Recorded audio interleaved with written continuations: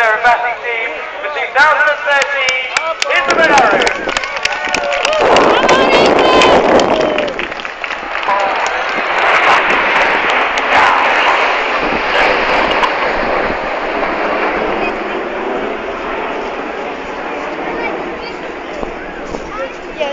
Red 1 has entered that turn in a shape called 9 Arrow at 400 miles an hour with a jet 6 to 8 feet apart.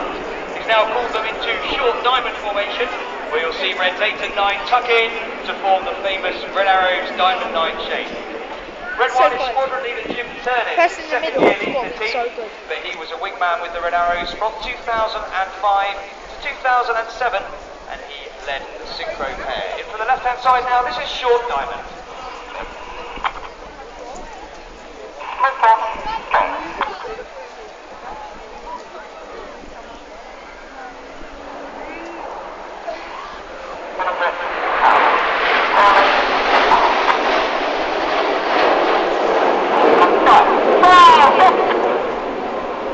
Oh yes.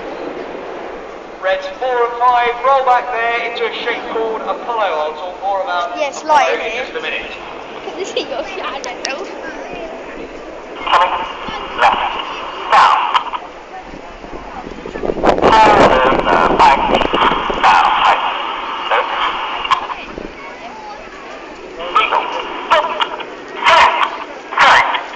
Smoke comes on as Reds 2 and 3 acknowledge the move to Eagle with 3 aircraft on each wing. Now drop back to show us the platform of the American fighter jet, the F-50 Eagle. We've introduced this to the display this year.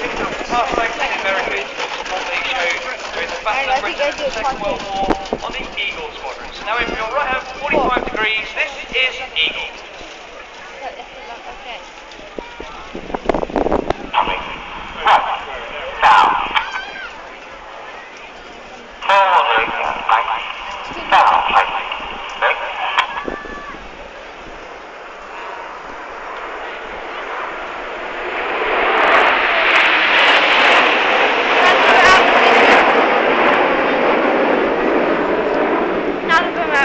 Forward. Now. Smoke comes on. Reds 4 and 5 have acknowledged the move to Bolton. They're going to move forward a bit and show us the platform of the famous Vulcan bomber. The display is designed to allow us to change between full, flat and rolling displays, given a typical British summer day where the cloud could affect it. So we've designed this display to enable us to change different display types. So Vulcan is only in our flat display, so coming in from the right hand side now. The camera's ready for Vulcan.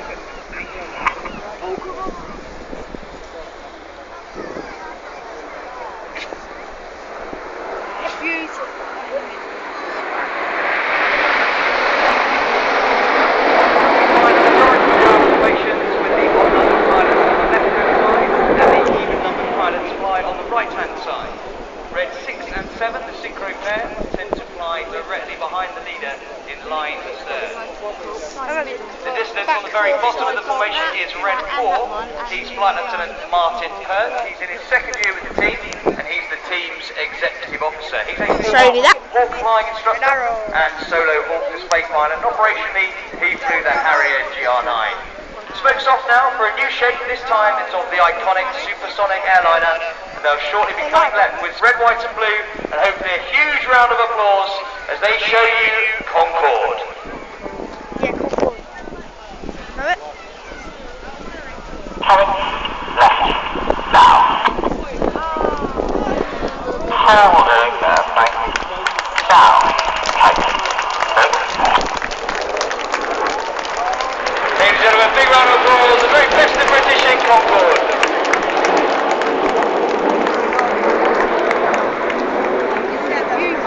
This year is the 70th anniversary of Operation Chastise, which was the famous Dam Busters raid carried out by 617 Squadron on the night of the 16th of May 1943. Those brave air crews flew their 19 Lancaster bombers deep into enemy territory to drop their bouncing bombs and complete their mission. The smoke's just about to go off, and you can see the team have formed a Lancaster bomber. Now celebrating 70 years since the Dam Busters raids, this is Lancaster. See it, man?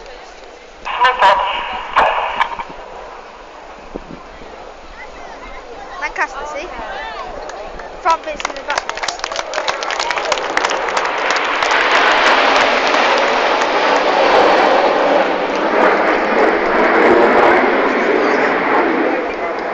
One of our pilots has completed a tour with the famous Dambuster Squadron. Red 3 is Flight Lieutenant Mark Lawson. He's on the leader's left wing as we look tail on now. He's in his first year with the team and he flew his first tour in the Royal Air Force with 617 Squadron, where he flew his Tornado GR4 over Iraq and Afghanistan and also over Libya in 2011. The smoke's back on now for another shake. This is our tightest shake. The jets here will be around 5 to 6 feet apart. The rollout before coming right in Apollo.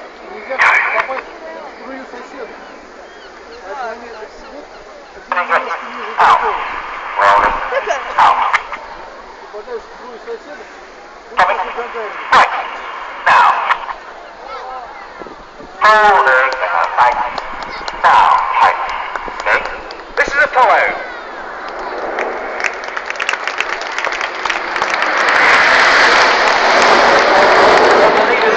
Now is another of our first year pilots. That's Red 2, Flight Lieutenant Ollie Parr. Ollie's another former Tornado GR4 pilot and he's also completed a tour as a Hawk flying instructor at RAF Valley on Anglesey in North Wales, where we train our advanced fast jet students.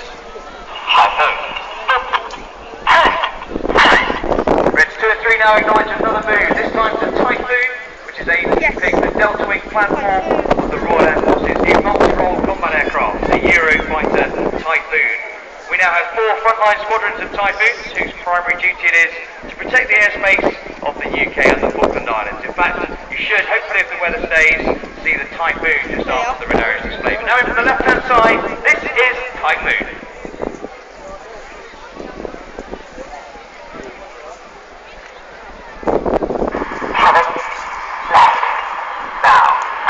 Typhoon.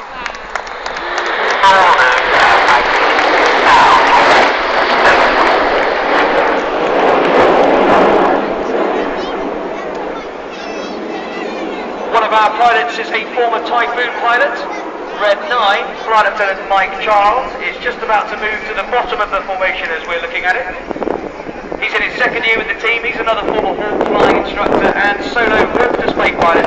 And he flew the Typhoon, where he operated on quick reaction alert missions, protecting our airspace. Red 7 move forward. This shape is called Signet.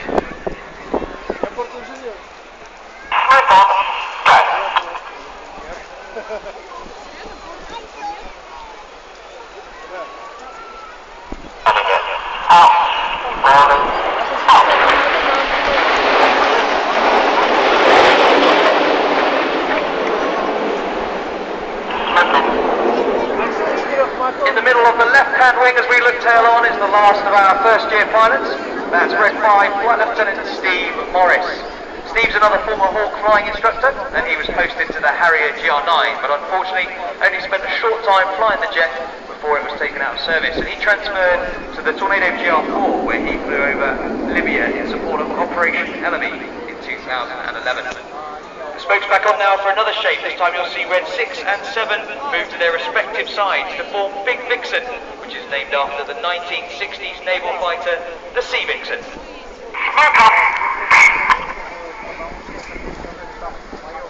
What's that?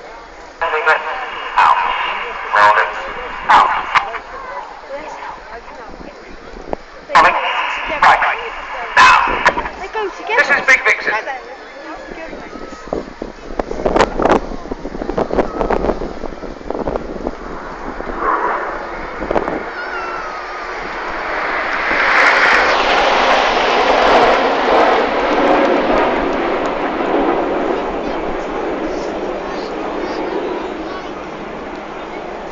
That's the end of the first half of the red arrows display, ladies and gentlemen. I'm just going to get an assessment from Red 1 as to whether it's fit with this weather to start the second half of our display. So I'll keep you updated.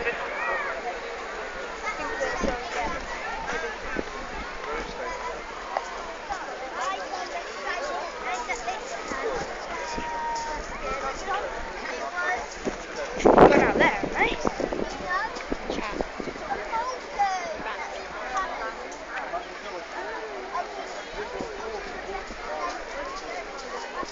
Lol. Are they going to do their full display? We do. Right, ladies and gentlemen, Red One has just said that the weather with the cloud base means it's not actually fit to see the second half of the Red Arrows display, which features our more dynamic manoeuvring, where all 9 jets will be split up and trying to rejoin at various stages during each manoeuvre. So what he's going to do, he's going to set up back to the east, and for those who didn't get any good photos during the first half, because they've got a little bit of fuel, he's going to run through the first half of the display again, which I always love because now I have things to tell you. So he's going to go back out to the east, they'll run in back in 9-arrow formation, Yeah, it was too and they'll run cloudy. through the first half of the display again. This time I'll be able to give you a little bit more information as to what's So happening. they're doing the same in thing pilot's basically. cockpit. Yeah. Oh, it's one for it again. At least we've seen them. That's cool. The cloud base is less than That's still good. 1,000 feet. We can't conduct the second half of our display. When you've Well, got 9 I'll jets put this flying on around YouTube at if I over can.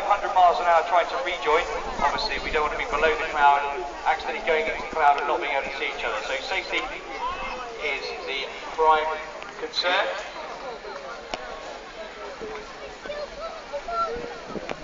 Where are they? Clouds too low. They can't see each other. Can't see them now. Looking out to your left 45 now, you can see the colour smokes coming on back in 9-arrow. They're doing the same thing. Still doing it though. Yeah. Because they came over. they're Look, gonna how many there? Coming left. Now. Now, height.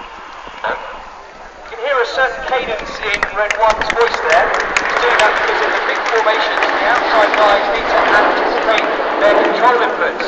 So when he says coming left now, Red One will put his input in on the nut of now, whereas the outside guys, to enable that anticipation, might have to put their inputs in on the lurt of left. So when Red One calls coming left now, you'll actually see that the outside wingmen will actually put their input in well before Red One does, and that enables all the wings of the jets to stay the same, and it makes a nice graceful shape as the formation comes left and right.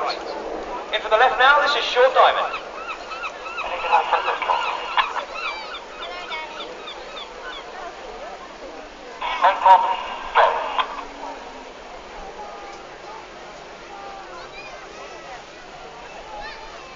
Middle one, so Out.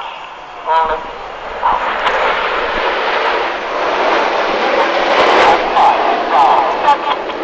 whoa!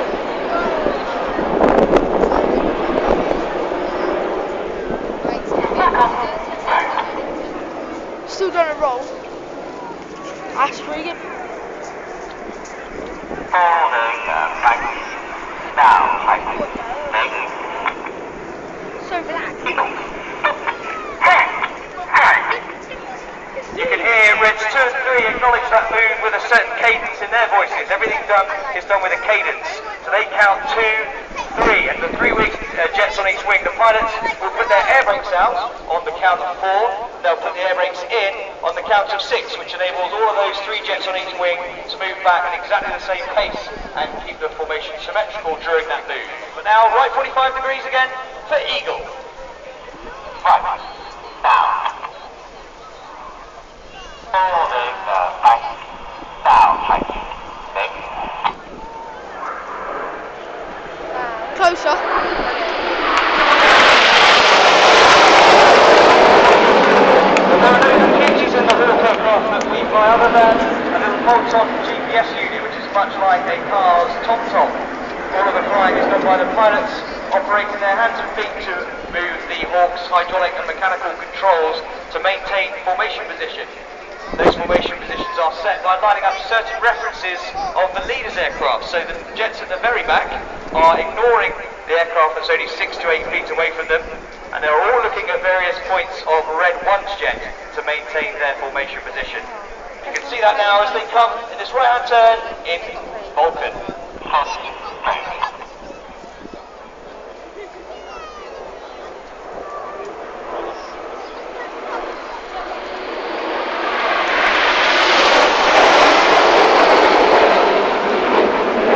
Normally in a fast jet, you wouldn't really use the rudder, i.e. using your feet to control the rudder on the back of the tail fin, which maintains the yaw on the the aircraft. Normally we wouldn't use the rudder in a fast jet, but the Renaris use the rudder quite a lot just to use very fine wind movements and control the wind of the formation.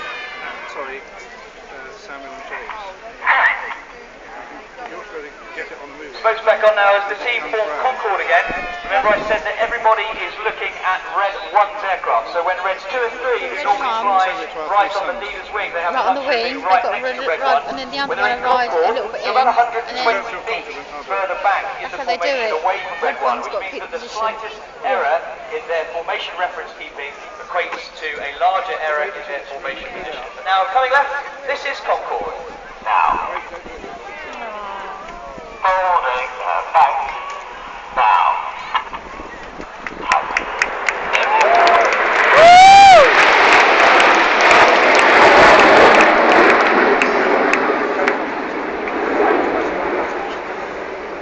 So the team are about to form Lancaster again. I'll talk a little bit more about 617 Squadron. That was formed in only March of 1943, which was just 2 months before the Dam Busters raids took place. And that was at our home base of RAF Scampton in Lincolnshire. During the Second World War, this 6 series squadrons belongs to the specialist units like 617 Squadron. And nowadays, the 6 series squadrons belong to the Royal Air Force Reserve units, which truly supplement the regular RAF forces. If you'd like to find out more about the Royal Air Force Reserves, please visit the stand here at Eastbourne or just search online for RAF Reserves.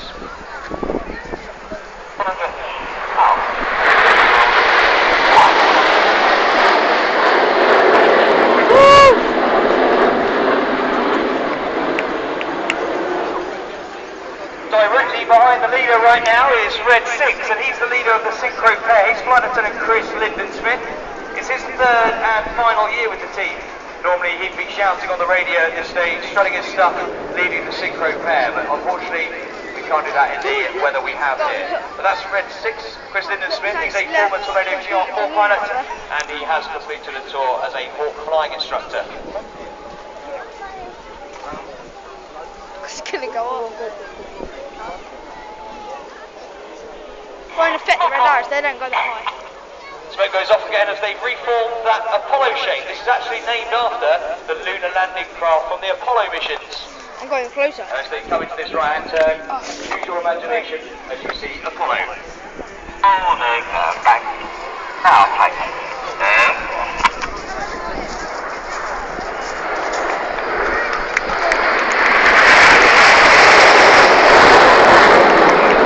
Very back of the stem, so in line of stern, is Red 7. He is normally synchro to Flight Lieutenant James McMillan. He was actually brought up in New Zealand and he joined the Royal New Zealand Air Force. But they disbanded their fast jet squadrons in 2002. He transferred to the Royal Air Force.